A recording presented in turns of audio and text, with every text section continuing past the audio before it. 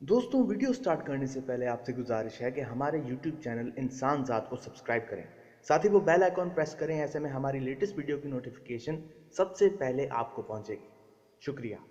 World economic forum बैरून मुल्क एक private public cooperation का इदारा है जहां नामवर सियासतदान और एंटरप्रेन्योर्स ग्लोबल, रीजनल और इंडस्ट्रियल एजेंडाज पर अपना मैंडेट पेश करते हैं।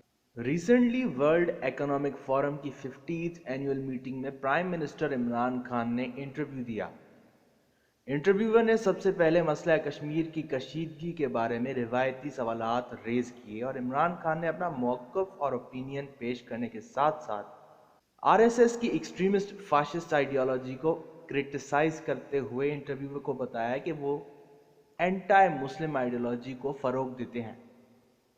इंटरव्यूअर ने इंटरप्ट करके उनसे चाइना की वीगर मुस्लिम पॉपुलेशन के बारे में पूछा तो इमरान खान ने वही कहा जो पिछले साल एक निजी टीवी चैनल को इंटरव्यू देते हुए कहा कि उनके पास इस सब के बारे में इनफ इंफॉर्मेशन और ऑथेंटिकेशन नहीं है।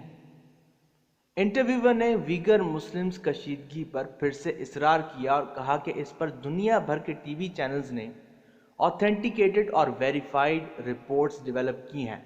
तो इमरान खान ने बातों बातों में अफ्रीका, मिडिल ईस्ट, अफगानिस्तान के एग्जाम्पल देते हुए बताया कि सोमालिया और फ़लस्तीन में रोज़मर्रा की ज़िंदगी में मुसलमानों को मारा जा रहा है।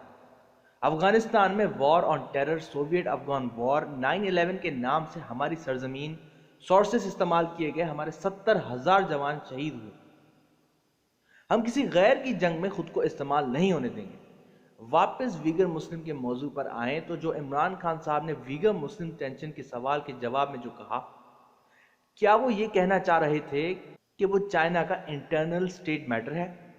कमेंट सेक्शन में अपनी राय ज़रूर दीजिएगा।